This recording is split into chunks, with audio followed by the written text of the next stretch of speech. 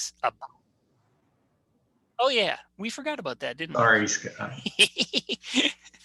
So, or you can register online, and I'm not kidding when I say if you are even a remotely quick typer, it takes about 2 to 3 minutes. The first page is basically your contact information. The second page is the farm's physical address. In other words, where the exact animals are actually located. If it's different from your residence, they need to have that. And then you literally check off which species you have, and that's about it. And you will get email reminder when, I think, if I remember right, I do, when you need to renew it.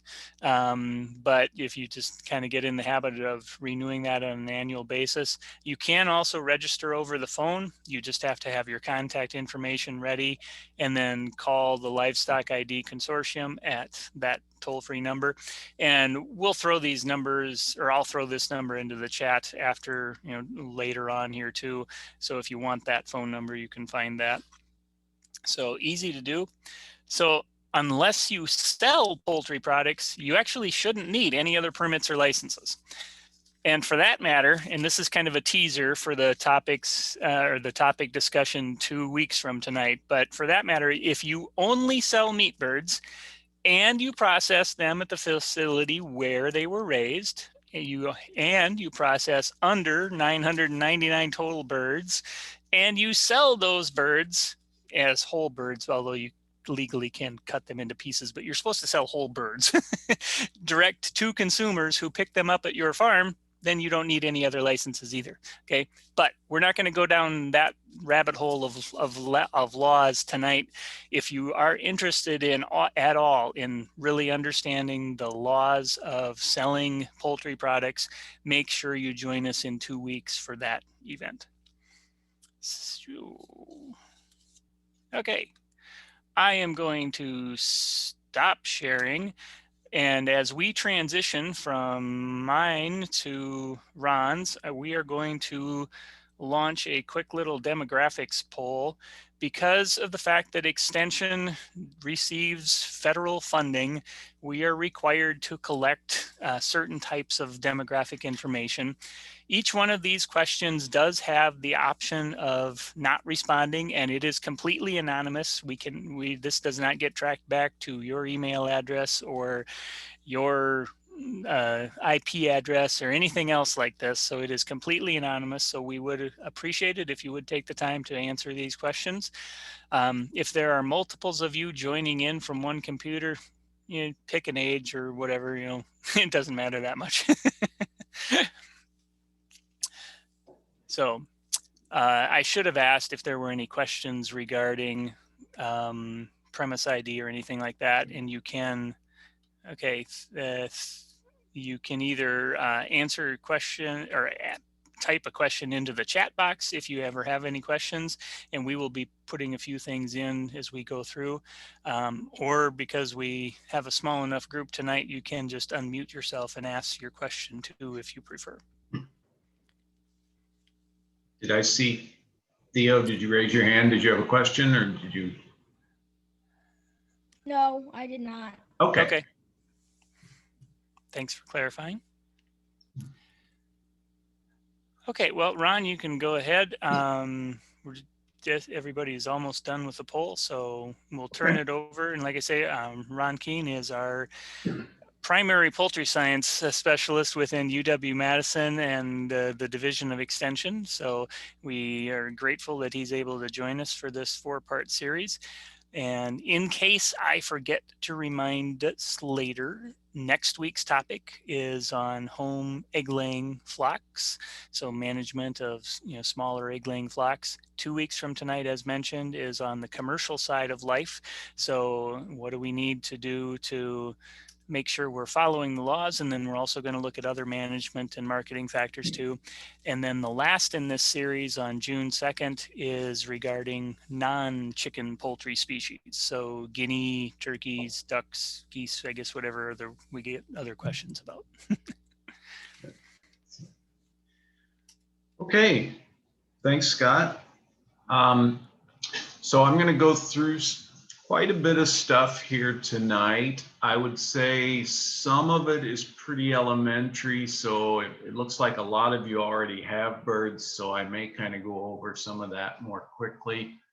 But I think it's good, and then I'll hopefully some other information that maybe is new for you. So certainly if you have questions, you know, I don't mind being interrupted, so we can do that.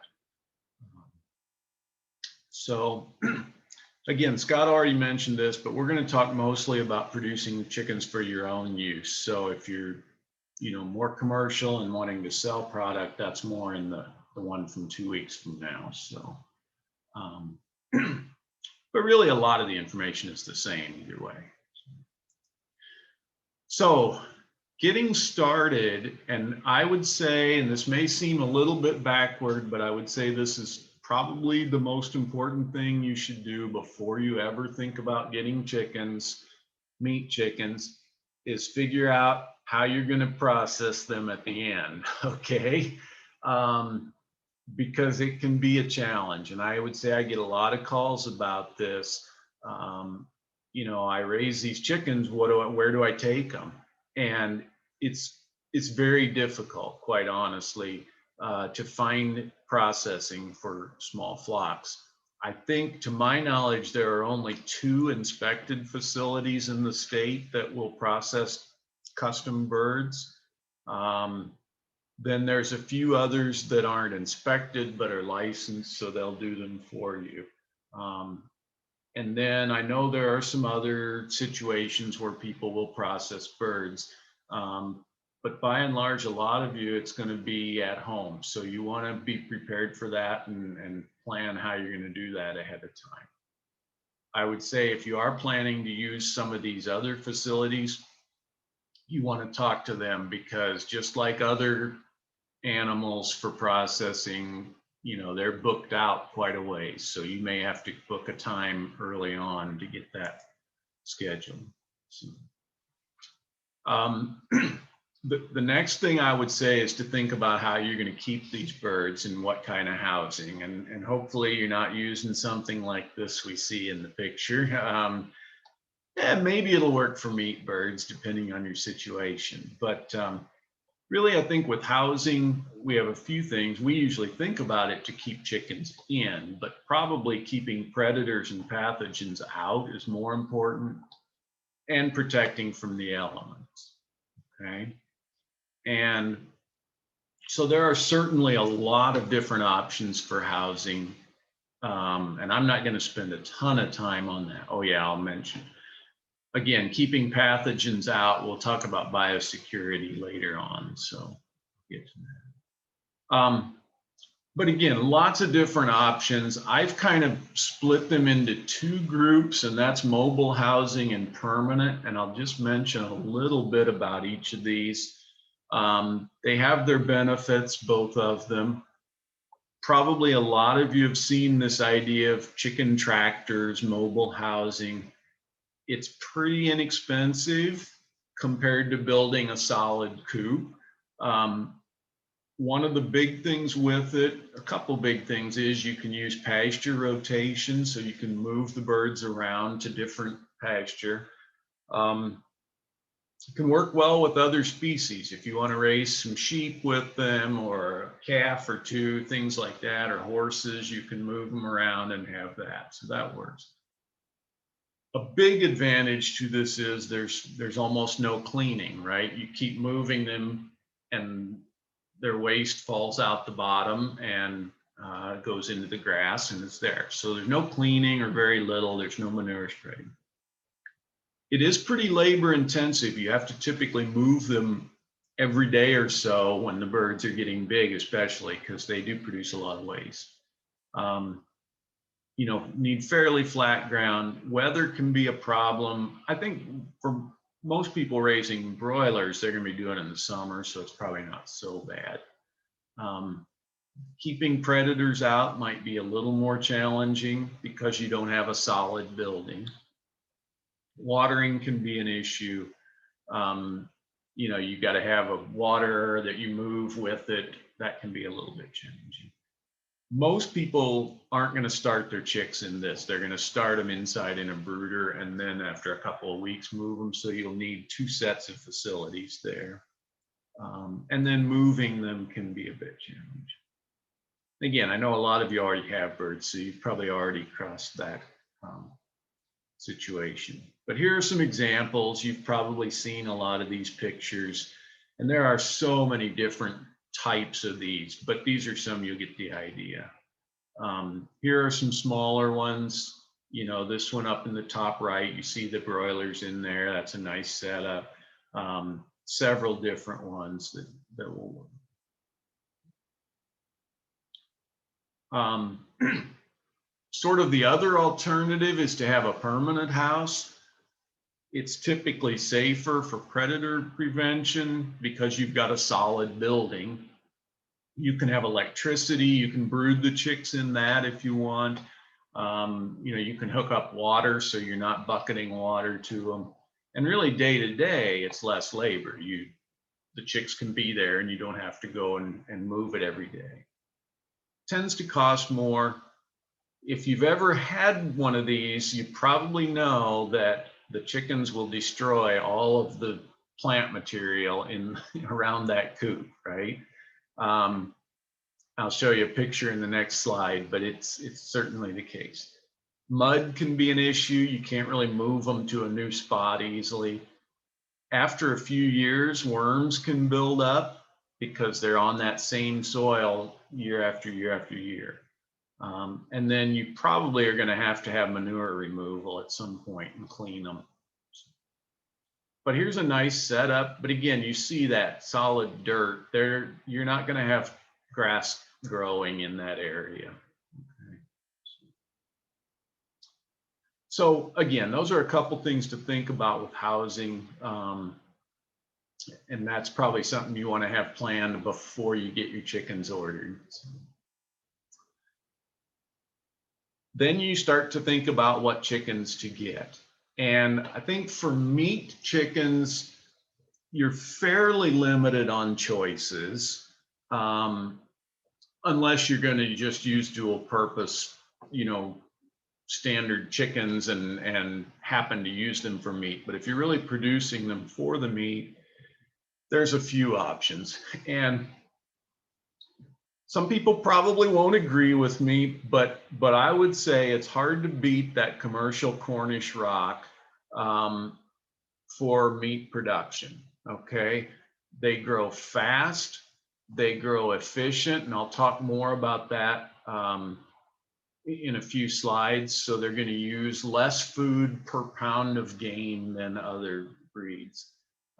They produce a really nice meaty carcass that people are used to seeing, like the ones you buy in the store. Okay. Now, in the last probably 15 years or so, maybe a little longer, there's been some push to have some slower growing breeds. And they will work. They still have a pretty good carcass, some of them. Their feed conversion is probably poor, so they probably will eat less food. Sorry, eat more food for the amount of meat that you get from them. They take longer to market, so they're going to be slower growing, like the name implies, and you'll have to keep them around longer. Some of these, there's some different rangers. There's one brand is Freedom Ranger, there's Red Rangers, there's some different ones that you can get that are available. Some people like that, feel like they move around more, that they are a little less large and meaty. So that might be something to look at. Health and livability, I think there's some different situations with that. In my experience, typically the Cornish rock do pretty well, but some people run into problems with those. So in your situation, it might be that some of these slower growing ones work better. So here's a picture of some of these. And this is from a couple of years ago. Some people did some work on these, but these are, you can see they're still a pretty meaty carcass. this was actually 2 different ones that they processed, and so there is a fair amount of variability. This one on the left is pretty nice looking carcass. This one's a little on the thin side, right? So you may have some variation amongst them. So again, that's kind of preparation for getting there. And then I'll talk next about just some kind of general husbandry things. And you've probably seen this. If not, people in the poultry industry quite often talk about this term flaws, and you can actually use it with other animals as well. But flaws stands for feed, light, air, water, and space. And really those are kind of the management areas that you probably will look at for raising the chickens. And so I'll talk about each one of these in a little bit of detail. And some I'll get more into some other things and kind of talk about some different topics amongst them.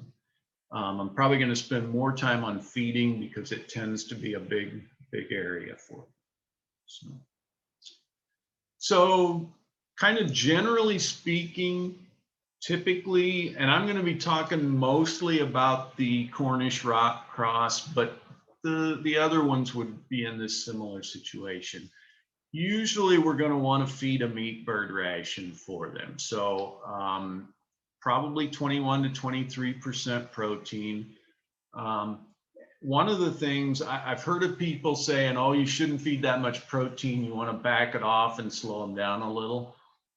And you can get away with that, but I would be a little careful that some of the other nutrients need to be there as well. So I think in general, it's best to use a ration that's made for meat birds and then go with that.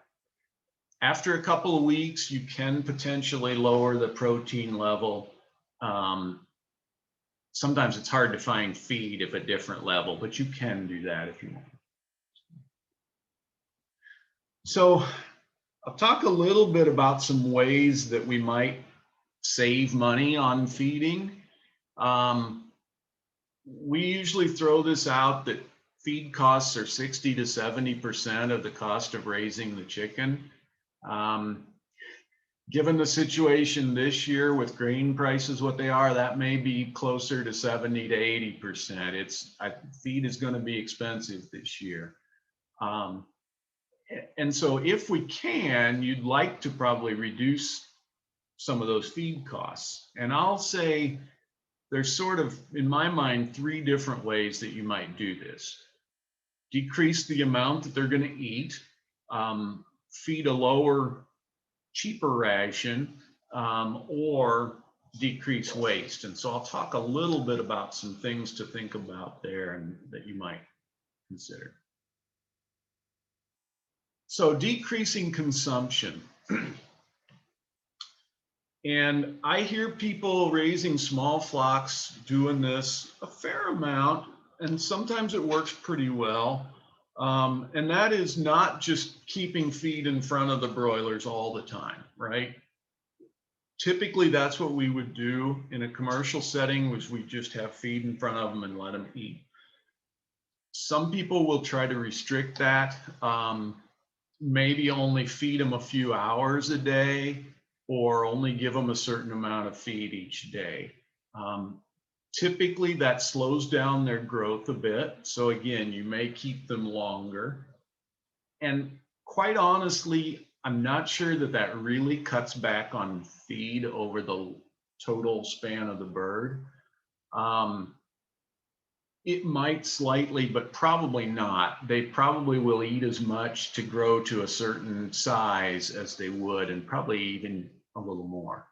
Now, it can have some other effect, like, you know, maybe having a little better leg quality, having them get a little bit older before processing, things like that. One big thing, and I mentioned this, and I'm a real big one on this, is looking at feed efficiency, okay? And if you think about this sort of like gas mileage in a car, okay? If you can drive a car that gets 30 miles to the gallon instead of one that gets 15 miles to the gallon, that's going to be a lot better. Okay. And really, the commercial birds have been selected for this for a lot of years. And so again, that's where I think it can really help to use those. Another thing that you can do is process them younger. And I'll show you some stuff on this, some numbers. But this is sort of, and there's a lot of numbers here, and it's not terribly important to go through all of them, but I'll give you an idea here. If you're going to raise chickens to 4.5 pounds, let's say, okay, so a pretty small fryer that you would have a nice little bird to process, and they get 2.0 feed efficiency. So they use 2 pounds of feed for every pound of bird that you get. Okay. If that goes up to 2.5, which is huge, I admit that's a big difference. Yeah, it's 2 pounds of difference on the each bird. Okay, which doesn't seem like very much. If you raise 100 birds, that's 225 pounds of feed you'd save there. Okay.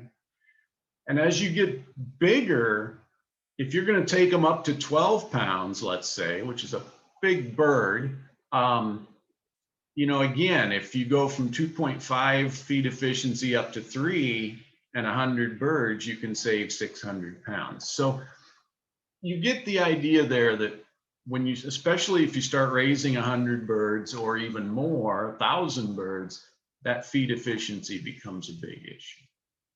Okay. Now, this chart also, I think, is important to this. And this shows how feed efficiency or feed conversion changes as the birds get older. Okay. So on the bottom, we've got 7 days of age, 14, 21, up to 10 weeks of age. And you can see their feed efficiency just keeps getting worse as they get older. So they gain less for each pound of feed that you give them as they get older.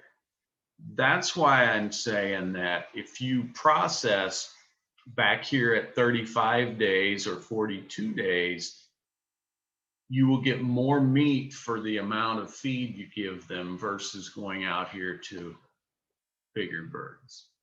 Okay. Hopefully that makes sense. Now, I say that, and you have to kind of balance that with what you want to do with the birds. Okay.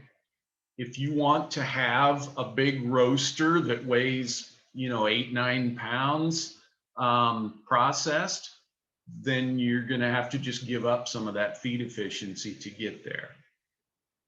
Some people don't want to have a little 3.5 pound fryer. Okay. The other thing about this is age can change the flavor and texture of the bird. So as they get older, they put on more fat. The fat has more flavor, and so they will tend to have more flavor as they get older. The meat will also get a little bit tougher, which some people like. So you have to figure out what you want to do with that. But if you're looking to save some money, processing them younger can help. Some other things, you know, buying bulk. If you have local grains or things you can use, there's been some work with offering grain aside with the commercial ration. I would say don't do that right when they're chicks, but after a couple of weeks of age, you can start doing that. I wouldn't go a whole lot of corn, but as they get bigger, you know, out toward that 5-6 weeks, you can offer them a lot more corn. That'll be cheaper than buying commercial ration. If you have wheat, wheat works really well for that, but not a lot of people have wheat accessible. One that I hear a lot, and I'll talk about it, and I usually get a little bit of argument from people, but there's a lot of push to have the birds out on pasture and eating greens and forage and things. and I certainly don't want to imply that it's bad. I think it's fine, but I don't think you can count on that to provide a lot of feed for them.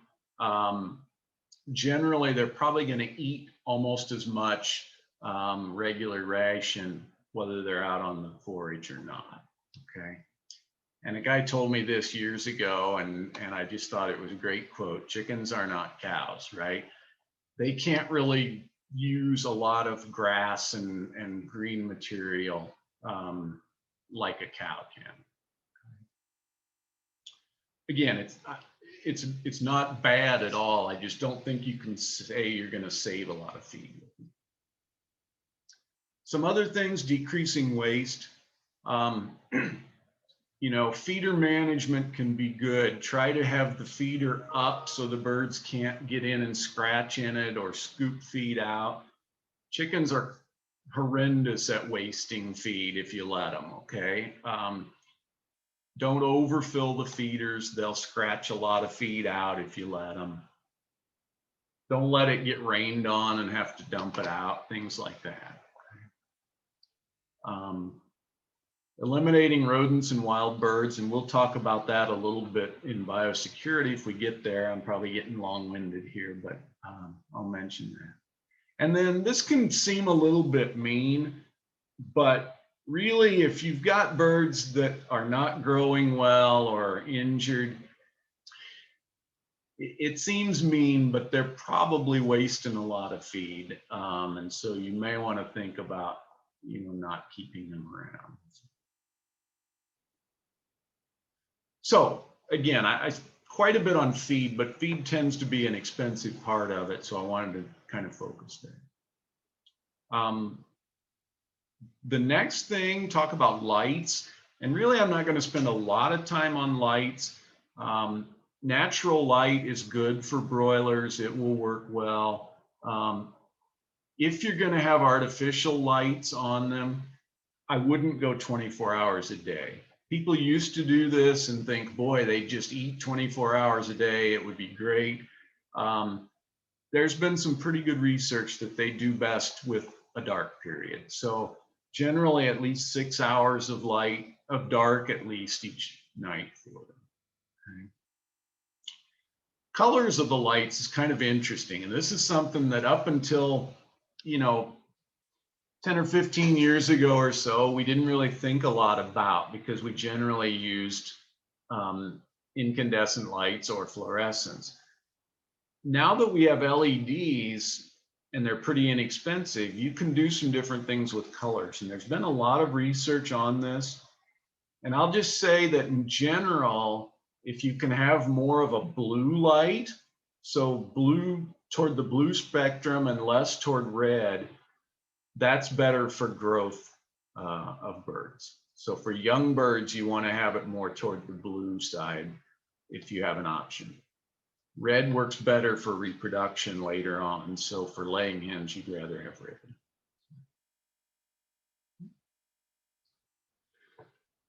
Air, we can talk about air quality and we can talk about air temperature. I'll just mention a little bit on temperature first. Broilers can really get by with a little less heat than other chicks. So probably if you've raised other chicks, we usually say 95 degrees. Broilers can probably go more toward 90 to start and then decreasing that. If you've ever seen any of my other talks, I always have this slide in, but really it's best to have the heat on one side and let the chicks move closer or farther away as they like.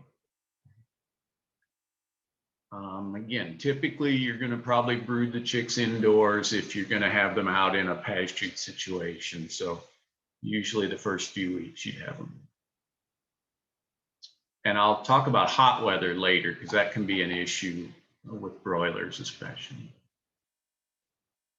As far as air quality, you know, we need to remove gases and moisture. This is not real good having them in wet conditions. Chickens don't do real well in wet conditions. And I've got a whole list of problems here if you might run into if you do see wet litter. And I probably won't spend a lot of time on it, but paw quality, if you're not familiar with paws, that's the official USDA name for the foot. Um, and we do sell a lot of those as a food source, usually for export. But you can imagine if the chicken is standing in wet litter, they tend to get sores on their feet and things, so that can be a problem. It'll stink, you'll have a lot of ammonia, you can run into gut health, things like that.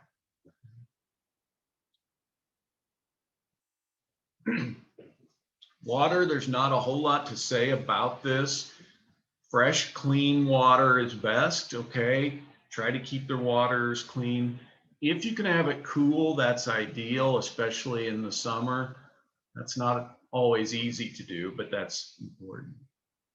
I will say be careful with these electrolyte packages. I had a call just recently. Some people had some young, this was actually turkey poults, but it would be a similar thing with chickens. And they were putting electrolytes in the water. And I looked at the label and it was about 2% salt. And so they were having, the turkeys were not doing very well because they were basically giving them salt water. And I didn't think about it too much at first, but it was not very healthy for them. So usually just fresh, clean water works best.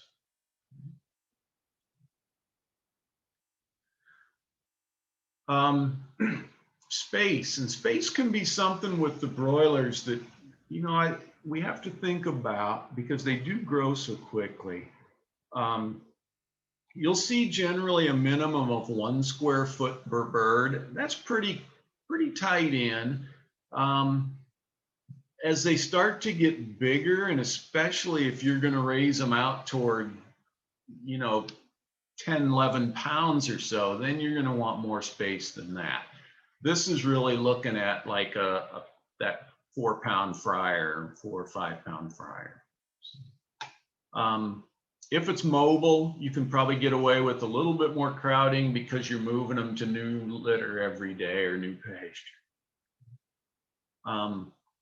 Again, probably the biggest issue with this is they do grow quickly. And so we run into that at our lab on campus. We have some little pens that we use, and they work well for research because you have, you know, small pens with a few, like 5 chickens in each. They can go about 3 weeks in those pens. And if you wait till that 4th week, they're way too big and it becomes a problem. So you do really have to be ready for that and be ready to move them out. Might consider kind of thinning them. So if you want to raise half of them to a certain age and then process those and have the other half have more space, that would be an option.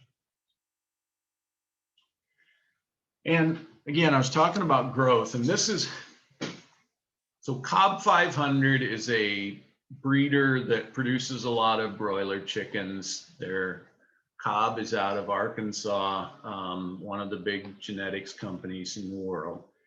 And just to give you an idea, these are their expected growth rates. And you may not quite see this with yours, but it'll be close. So 35 days of age, they expect them to be 5 pounds. By 7 weeks, 8 pounds, and by 9 weeks, 10.5. So again, they really do put on weight quickly.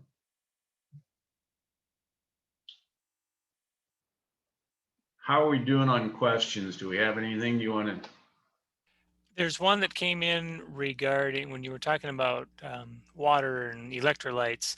One of our participants asked about feeding milk to chickens. He said he feeds milk to the chickens in the waters. Do you have any thoughts about that? Milk is usually good for them. I guess I would probably try to also offer them fresh water as an alternative, so they don't have to just drink milk. I doubt if it's a problem. I don't think you'd have salt issues or anything there like that. But I think for me, just offering them fresh water would probably be good. But yeah, otherwise milk shouldn't be bad. That's the only question in the chats at the moment. Okay. So. So those are kind of some, again, just a little here and there of each of those management things. I want to talk about some things that can go wrong, and that'll probably get us up to time. So I said I would mention a bit on hot weather, and this is something that really, I would say, is especially an issue with broiler chickens, meat chickens, and especially if you're going to try to raise them out again to some of those larger weights. Um, you know, they're carrying a lot of meat along with them, and so it can be a challenge. Um, ventilation is certainly a key. Okay, and if you can have any sort of fan on them, that will be very helpful. If you can't, if you absolutely don't have any um, mechanical ventilation for them, trying to put them somewhere where there's a breeze can be good and yet have shade. I can tell you when I was a kid, I had birds and they're not the smartest. They will stand inside a building when there's absolutely no ventilation and just basically cook. So you may have to move them out somewhere or force them out to where there is some air movement. But again, if you can get any kind of ventilation, because that air movement will take some heat off of them. Sprinkling them with water actually works pretty well. Again, if there's some air movement, okay? And you don't want to have them muddy, you don't want to have them soaking wet, but if you can get just a fine mist over them so that they get just a little bit of moisture and then that evaporates off, that really will give you some good cooling. There's actually been a lot of research on this in the last few years with large commercial flocks where they're doing this. They're installing sprinklers inside the barns and wetting them down.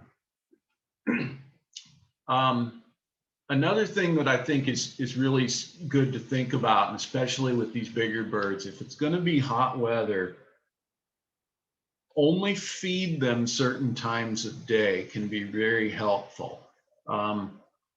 Digestion really produces a lot of extra heat. And so you guys probably think about this if you eat a big meal, you sit around and you're tired and you're probably producing a lot of extra heat. Well, the chicken is the same way. And so if you know it's going to be hot, I would suggest either just feed them very early in the morning and then take the feed away, or wait until late afternoon and let them eat so that they can digest overnight. And I've seen some things said at least 6 hours before the hottest part of the day is when you want them to eat. So give them 6 hours to digest before you would, it's going to be really hot. Probably for most of us, it's that evening time will work best, and then they can digest overnight. So that can be really helpful and keep their temperature down. The other thing, again, if you know you're going to get a real hot spell, think about processing them. There's not a lot more disgusting than to have a whole bunch of big, heavy birds and then watch them die of heat stress, right? So if it's an option, you might want to think about just processing them if you see a big heat wave coming on. So, all right. Some other things, some problems where birds don't get to processing. So I mentioned heat stress, other things that can cause mortality, weather. Right, we talked about heat, but it could be other things. It could be a thunderstorm come through or things like that. And so you want to try to keep them out of situations there. Predators. A lot of things like to eat a chicken dinner, but we don't really want to feed them our chicken dinners, right? So some things you can do, build a solid coop. Netting over the top can be helpful for hawks and owls and things. this burying the fence, and I don't think I put the slide in, but if you have a solid coop, it can be good to bury the fence and fold it out a bit at the bottom. And that keeps stuff from digging in. Electric fence can work really well, especially if you have raccoon problems. An electric fence will work pretty well to keep them out. Guard dogs can be good. If the dogs don't kill the chickens, you have to kind of know your dog that way. And depending on where you are, you might think about traps and things like that as well. But really, you know, again, keeping these predators out is a key. As far as diseases, I would say biosecurity is going to be a key, and we'll touch on that in a minute or two. There are a couple vaccinations or medications that you might consider for your birds. By and large, a lot of these are not available for small flocks. You know, they might come in 10,000 dose bottles or things like that. But Marek's disease is one you might consider. You can usually get the chicks vaccinated at the hatchery for Marek's disease. This is a virus, and so there's really no treatment for it after the fact. And what happens is the chicks get to about 6 or 8 weeks old, and all of a sudden they get paralyzed and their legs don't work. So that one, again, if you have the option, I probably would suggest paying the extra, you know, 20 cents or whatever per bird and have them vaccinated at the hatchery. Coccidiosis is another one. There is a vaccination, but it's not real commonly used. You can feed a medicated feed if you have problems with this one, and that's what this label has, this Amprol as a medicated feed. That will work well. There is a treatment for this. So if your chickens get this, you can get a treatment to put in the water. So that's one that's a little nicer there. But this usually causes diarrhea, and sometimes the chicks, some will die, they just don't want to eat, and they are not very healthy. So those are probably the two common ones that I would say you might think about preventing.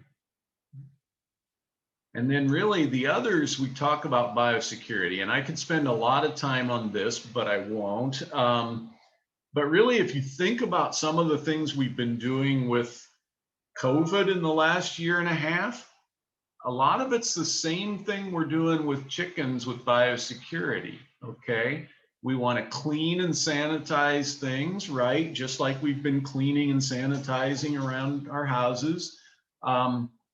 We want to not introduce disease, not have other birds coming in. So that's kind of like us not going and mixing with people.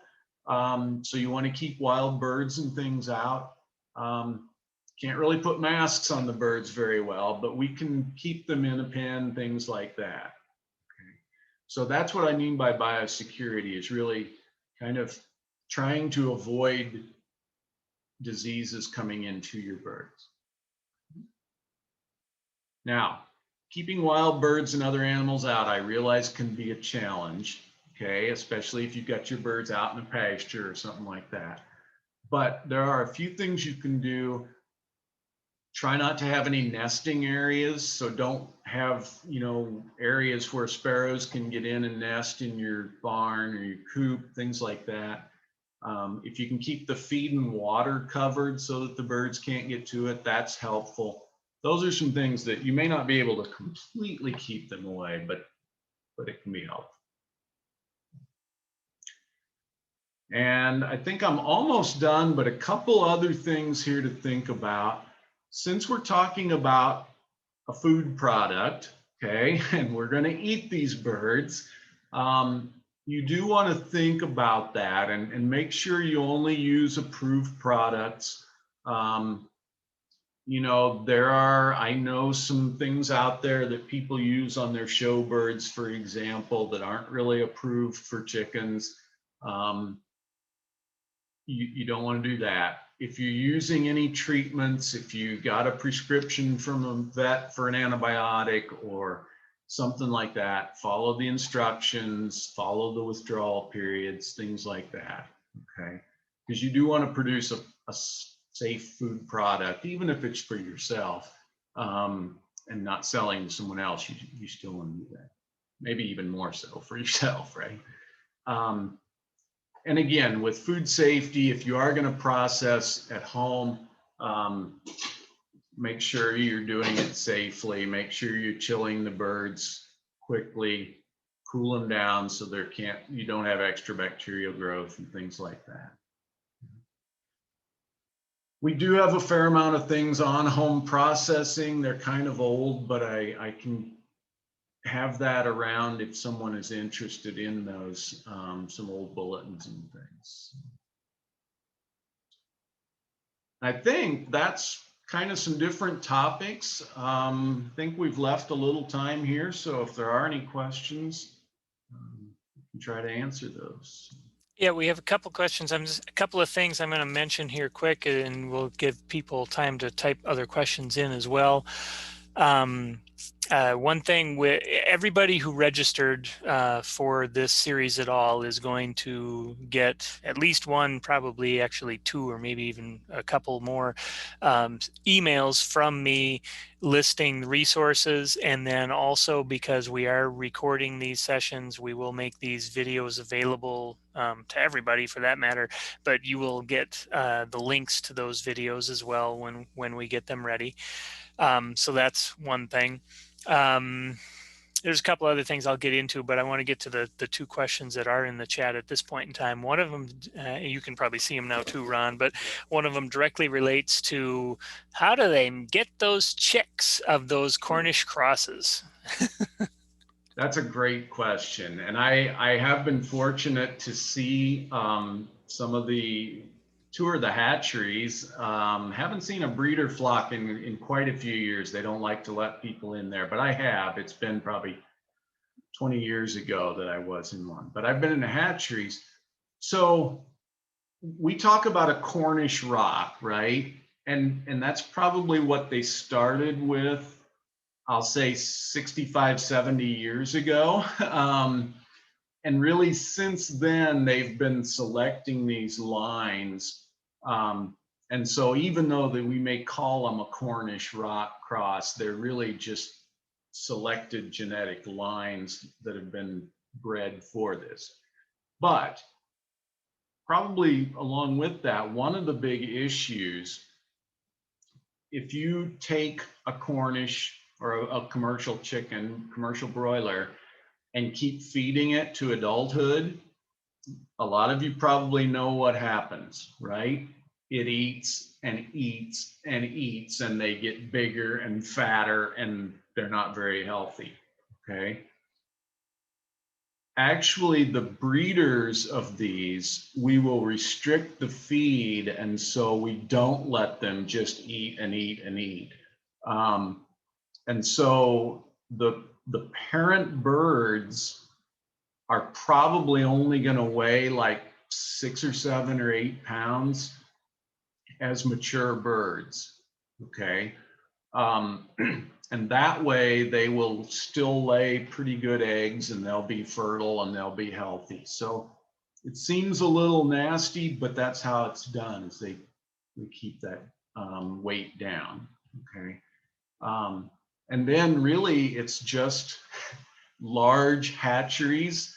The incubators are basically rooms, and you push a cart full of eggs into the room, and the eggs turn, and it's heated and things. So it is very automated, and that's, they actually vaccinate them 3 days before they're going to hatch.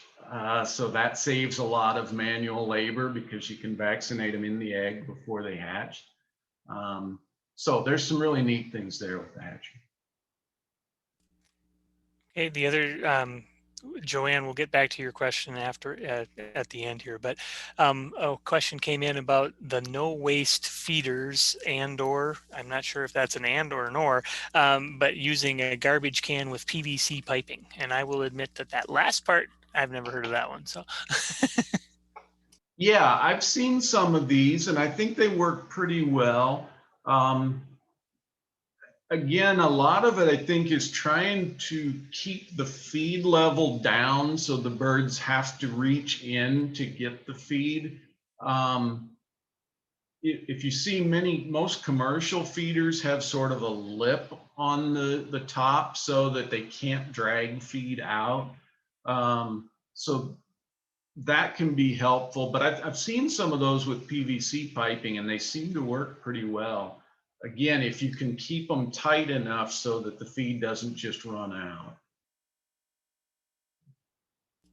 okay, makes sense. I do a different form of recycling. My meat birds stay in small mobile pens, and then our egg laying flock is free roam and ducks. So they clean up whatever if there is anything that the meat birds waste, so to speak. Sure. It doesn't go to waste, it gets eaten. One thing, and this goes back to one of the comments that Ron was talking about as far as, and it related to the chickens are not cows concept of foraging. And he and I have had this discussion because I'm a firm believer in pastured poultry.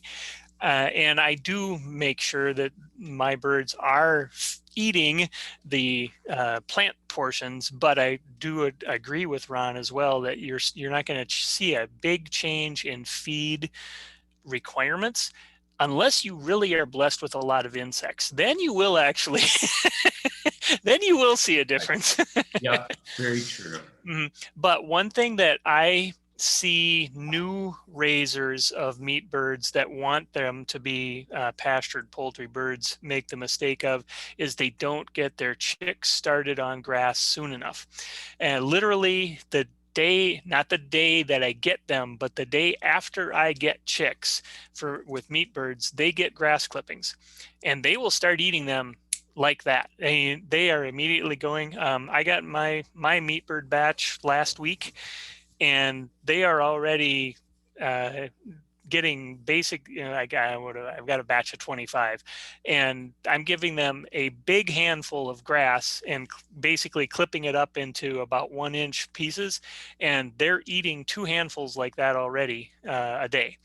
And so they go after that stuff. But if they're not used to plant matter and they go from being in a brooding type situation for 2+ weeks, and then suddenly they are outside, I've seen a lot of people that just are utterly disappointed because, well, they won't move, they won't eat anything. Well, they weren't trained. Sorry, but I mean, you do have to train those birds. Sure. Yeah. So that is something that I have seen make a big difference in. And again, it may be more on the perception of our own personal perception of how healthy our birds are, but there are some color and flavor differences that I do believe show through as well. And particularly if you do want those birds to get to larger sizes, the pastured poultry pens that I utilize have higher ceilings, so to speak. And I used to raise, I'm not doing that anymore, but I used to raise 100 bird batches in 8 foot tall ceiling pens that I would move with my truck or tractor. And I would have Cornish cross birds that were pushing 10 to 12 pound live weight, and they were still flying around within there. And I had a lot of people not believe me that they would do that. But if you train them right, you let them keep their muscle and bone structure a little bit balanced. Granted, they were a couple weeks older at processing than a low cost producer would do, but it can work. So Yeah. two other questions that have come in. One is, how are the eggs vaccinated? And then the other one, and this probably kind of phases us into the discussion we're going to really focus on more next week. But the second question is, how do you integrate new chickens into an established flock? And probably doesn't qualify so much for meat birds, but it's still worth answering. Sure. So how are the eggs vaccinated? It is through a needle through the shell. There's actually a two-stage needle that the first one punches a hole in the top of the shell, so in the air cell area. And then the inside needle goes down in and it goes through the air cell, and ideally it hits the amniotic sac, and the amnion. There's a lot of work on this. Sometimes it hits the chick directly, and that's okay, either the chick or the amnion. But yeah, and it vaccinates. And then again, they're going to hatch within 2 to 3 days. And so that little hole in the shell doesn't seem to cause much problem at that time, with it. So um, it is a pretty amazing thing. The other one, then, the integrating the new chickens, yeah, that's always a challenge. Um, a few things I would say: if you have numbers, that helps. Trying to put one chicken in is not going to be very easy. If you're adding multiple ones, it kind of spreads things out. Um, some people have good luck with doing it at night, so they wake up in the morning and, gee, there's new chickens here, and how did they get here? That might work. I would say the only thing with that is make sure you're going to be around the next day to watch, monitor things. Um, Sometimes rearranging the coop or putting in extra feed and water, things like that, so that they can get away a little bit, is helpful. Um, I would say also, if you can wait until they're close to maturity, ideally that's easier. If you try to put really small chickens in with adults, you're probably not going to have very good luck with it. So if you can wait until they're, ready to lay or close to that, that will be helpful. And then a lot of times it's just kind of writing it out, that let them fight a little bit and figure out their pecking order, and unless you see them actually bleeding, then I would pull them out and try it later. But usually they'll kind of work things out with a little time. A key thing to remember, of course, is biosecurity. Unfortunately, about once every month or two, I get a call from a small producer. I brought a new chicken home, and I usually know where the discussion is going after that statement, because they brought a disease in. In fact, I just had I think it was last week, I had a call like this where a woman killed off her entire flock because she brought 2 new roosters in.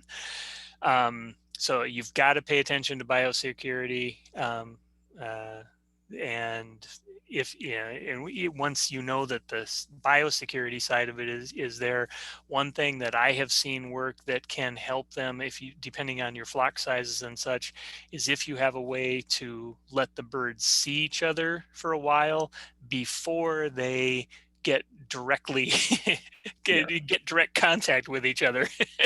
If you could put a fence in between them for a while, that can help. It doesn't always, but it can help. yeah, good point.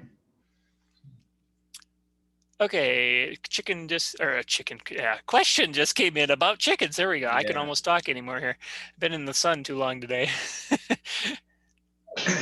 So the blood in the waste, I would say the most common reason for that is coccidiosis, which is what I mentioned, that if you have wet litter, that can be a real challenge.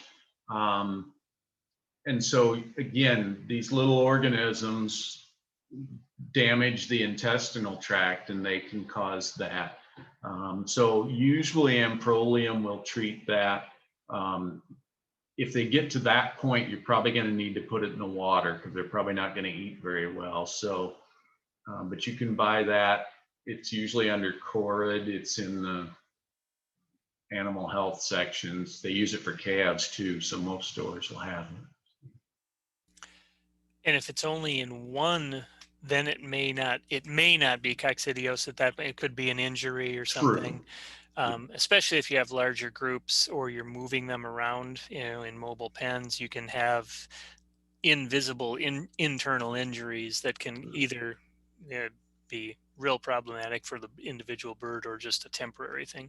Yeah. We just had not a question, but a comment that came in regarding the integrating of chickens thing. Is that Sarah uses a dog crate to help them get to know each other a little bit before she lets the hounds out, so to speak. Right. Okay, well, other questions or comments that anyone has, and again, yeah, you can either, there comes one, but you can put stuff into chat, or like I say, if you're comfortable with it, you can unmute yourself and just ask questions, because we're a small enough group here tonight. Yeah, so the question about testing the birds, there is one disease that's a pretty common issue for this that you can get them tested. That's a mycoplasma, chronic respiratory disease, or Mycoplasma gallisepticum. There is a blood test for that. And so you have to actually draw a sample of blood. You can't just use a spot like you do with pylori, but you draw a sample and you have to send the serum into the diagnostic lab. So either to Madison or to Barron, and they can test for it. So it's not the simplest thing, but it can be done for that disease. Other than that, there's not a whole lot. You can quarantine and watch for a while to see what the bird does. If you really want to go to it, this is not simple, but maybe take one of your chickens and put in with it in quarantine and see what happens. That's something that I've kind of tossed around, that rather than putting it in with all of your birds, you're kind of sacrificing that one to test, but that might be another option. Okay, well, while we give people in the last minute here to get any questions out, a reminder, next week at this point in time, so the 19th, starting at 7 p.m., is the backyard egg laying flock discussion of this series. 2 weeks from tonight is the commercial poultry sales workshop side of it. So again, and there we will be joined by a person from the Department of Ag Trade and Consumer Protection, so you can really get your detailed questions answered regarding the legal side of life when it comes to selling of poultry products. But then Ron will be going through some management issues, and we'll also have a few marketing tidbits as well. And then the last one is the non-chicken poultry species discussion.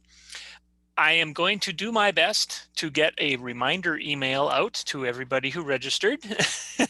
So watch for that probably next Tuesday on the 18th or so. And the link that you used tonight is going to stay the same for the other events in this series. So, but like I say, you hopefully won't have to save that email. I will be sending another one out to all people who registered. So each of like either the days before or the days of these other events, you will be getting a reminder email from me about them. So any last questions or comments from anyone tonight regarding meat bird management, or anything else for that matter, I guess? Carolyn, did you have anything you wanted to add at all, or any other events that are coming up? Nope, I'm fine. We're just working on programming that will be in this fall. So nothing to date to push along.